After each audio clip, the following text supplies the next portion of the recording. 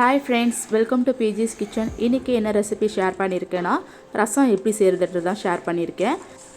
ரசம் செய்கிறது ரொம்ப ஈஸி தான். அதில் போடுற இன்க்ரீடியன்ஸ் அளவு வந்து கரெக்டாக போட்டிங்கன்னா இன்னும் டேஸ்ட்டாக மனமாக இருக்கும். வாங்க அது எப்படி செய்கிறதுன்றதை பார்க்கலாம். ரசத்தில் நிறைய வகை இருக்குது.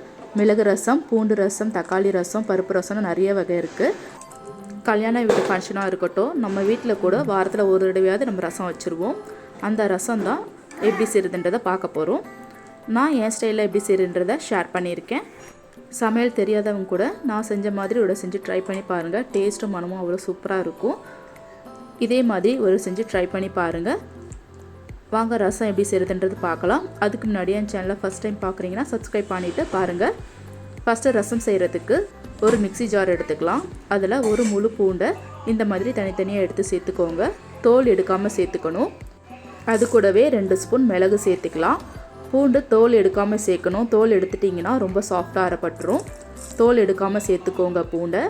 2 ஸ்பூன் மிளகு சேர்த்துட்டதுக்கப்புறம் இது கூட 1 ஸ்பூன் சீரகம் சேர்த்துக்கலாம். சீரகம் சேர்த்துட்டதுக்கப்புறம் ஒரு காஞ்ச மிளகாவை 2ஆக உடச்சி சேர்த்துக்கிறேன். இதை தண்ணி சேர்க்காமல் இந்த அளவுக்கு கொரப்பாக அரைச்சி எடுத்துக்கோங்க. ரொம்ப சாஃப்டாக அரைச்சிடக்கூடாது ரசத்துக்கு எப்போவுமே.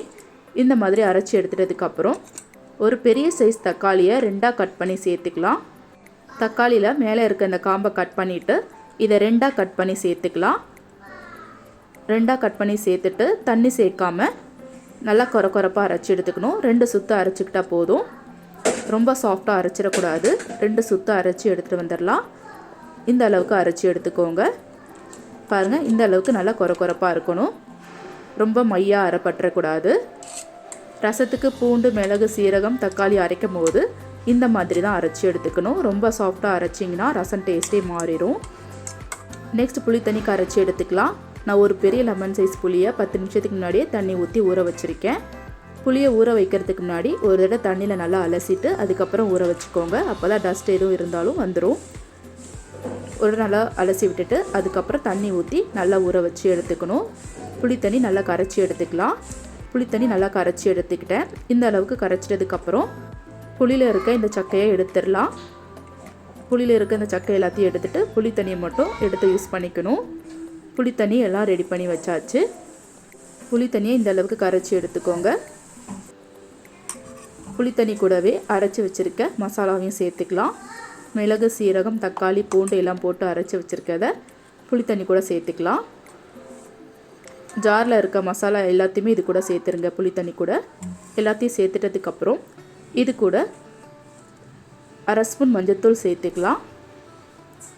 இந்த மாதிரி ரசம் ஈஸியாக செஞ்சு ட்ரை பண்ணி பாருங்கள். டேஸ்ட்டு செமையாக இருக்கும்.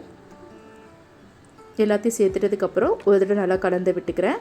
இது கூட 1/2 ஸ்பூன் மஞ்சள்தூளும் சேர்த்துக்க போகிறேன். மஞ்சள்தூள் சேர்த்துட்டதுக்கப்புறம் ஒரு தடவை நல்லா கலந்து விட்டுக்கோங்க. இது கூடவே சின்னதாக நறுக்கி வச்சுருக்க கொத்தமல்லியை சேர்த்துக்கலாம். கொத்தமல்லி உங்களுக்கு எவ்வளோ வேணுமோ அவ்வளோ சேர்த்துக்கோங்க. நான் கொஞ்சம் அதிகமாகவே சேர்த்துக்கிறேன். கொத்தமல்லி சேர்க்கறதுனால ரசம் இன்னும் நல்ல மணமாக இருக்கும். கொத்தமல்லி சேர்த்துட்டு ஒரு தடவை நல்லா கலந்து விட்டுக்கிறேன். நெக்ஸ்ட்டு ரசத்துக்கு தாளித்து விட்டுடலாம். ஸ்டவ் ஆன் பண்ணி கடாய் வச்சுட்டு கடாயில் 2 ஸ்பூன் எண்ணெய் சேர்த்துக்கலாம். எண்ணெய் நல்லா காய்ச்சிட்டதுக்கப்புறம் 1 ஸ்பூன் கடுகு சேர்த்துக்கலாம். மீடியம் ஃப்ளேம் வச்சுட்டு கடுகு நல்லா பொரிஞ்சிட்டதுக்கப்புறம் 3 காஞ்ச மிளகாவை 2ஆக கிள்ளி சேர்த்துக்கிறேன். அது கூடவே கொஞ்சமாக கருவேப்பிலையும் சேர்த்துக்கலாம். கருவேப்பிலை, காஞ்ச மிளகா 2 நல்லா பொரிஞ்சிட்டதுக்கப்புறம் கொஞ்சமாக பெருங்காயத்தூள் சேர்த்துக்கலாம். பெருங்காயத்தூள் நல்லா பொரிஞ்சிட்டதுக்கப்புறம் கரைச்சி வச்சுருக்க புளித்தண்ணியும் சேர்த்துக்கலாம். புளித்தண்ணி கூடவே நான் அரைச்சி வச்சுருக்க மசாலா, மஞ்சள்தூள் எல்லாம் போட்டு கரைச்சி வச்சுருந்தேன். அது கூடவே 1 சொம்பு தண்ணியும் சேர்த்துக்கலாம். தண்ணி சேர்த்துட்டதுக்கப்புறம் ரசத்துக்கு தேவையான அளவு உப்பு சேர்த்துக்கோங்க. உப்பு உங்களுக்கு தகுந்த அளவு சேர்த்துக்கோங்க. உப்பு சேர்த்துட்டதுக்கப்புறம் ஒரு தடவை கலந்து விட்டுக்கோங்க. ஒரு நல்லா கலந்து விட்டதுக்கப்புறம் மீடியம் ஃப்ளேமில் வச்சு ஒரு கொதி வரட்டும். கொதி வந்துட்டதுக்கப்புறம் ஃப்ளேம் ஆஃப் பண்ணிடலாம். ரசத்தை எப்போவுமே அதிகமாக கொதிக்க விட்டுறக்கூடாது.